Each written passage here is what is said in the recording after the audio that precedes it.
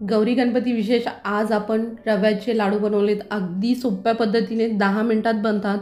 ज्यांना पाकाचे लाडू आवडत नाहीत किंवा पाक बनवायला जमत नाही अशा लोकांसाठी अगदी सोप्या पद्धतीने हे बा पेड्यासारखे मऊ होतात।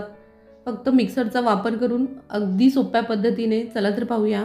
मी 1 वाटी साखर घेतली आहे, साधारण 150 ग्राम साखर आहे आणि विलायची टाकून मिक्सरला वाटून घ्या। आता मी 2 वाट्या रवा घेतला आहे, 300 ग्राम रवा आहे वजनी प्रमाणात म्हणाल तर। आणि ह्याच्यात तूप टाकायचे। तूप हळूहळू टाका, म्हणजे आपल्याला एकदम तूप नाही टाकायचे, जसं तूप आपल्याला लागेल त्याप्रमाणे आपल्याला तूप टाकून घ्यायचं आहे। आणि भाजताना शक्यतो आपल्याला मीडियम टू लो गॅसवरच भाजायचे, कमी गॅसवरतीच।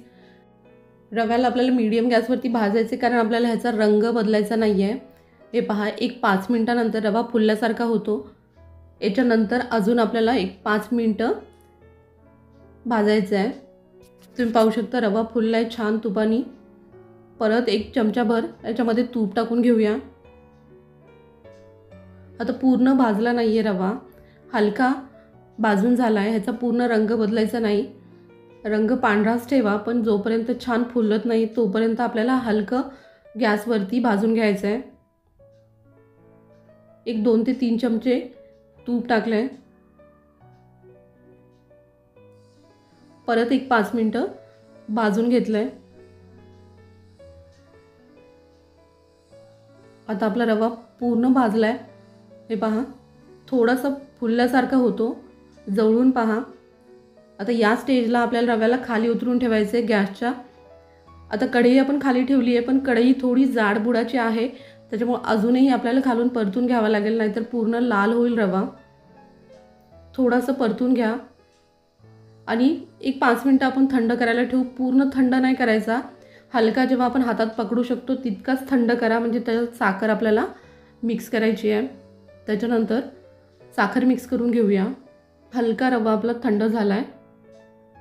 जर गरम रव्यामध्ये तुम्ही पिठी साखर टाकली तर लाडू कडक होतात, त्याच्यामुळे थोडंसं थंड करूनच साखर टाका, म्हणजे मऊ लुसलुशीत लाडू तयार होतात। हे मिश्रण थोडंसं कोरडं दिसतंय, पण जेव्हा आपण मिक्सरमध्ये फिरून घेऊया आपोआप छान सेट होतात आणि लाडूही छान मऊसूद होतात। परत 1 चमचाभर तूप टाकलं आहे। वरतून जेव्हा तूप टाकतो त्याचा अजून छान स्वाद येतो।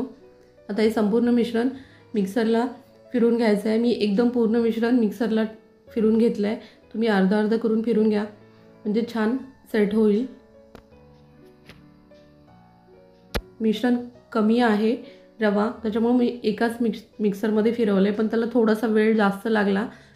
तुम्ही शक्यतो 2 बॅचमध्ये फिरून घ्या।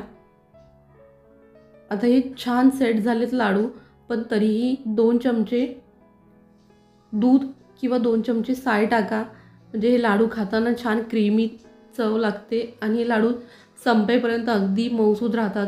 पाकाचे नसले तरीही अजिबात कडक होत नाहीत। या सगळ्या पूर्ण टिप्स फॉलो केल्यात तर तुमचेही लाडू अगदी परफेक्ट बनतात। हे पहा, हलक्या हाताने वळून घ्यायचे।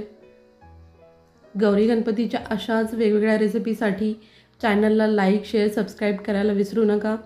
व्हिडिओ आवडल्यास तुमच्या फ्रेंड्स आणि नातेवाईकाला शेअर करायला विसरू नका। हे पहा, मस्त असा मऊसूद पेड्यासारखा लाडू तयार झालेला आहे।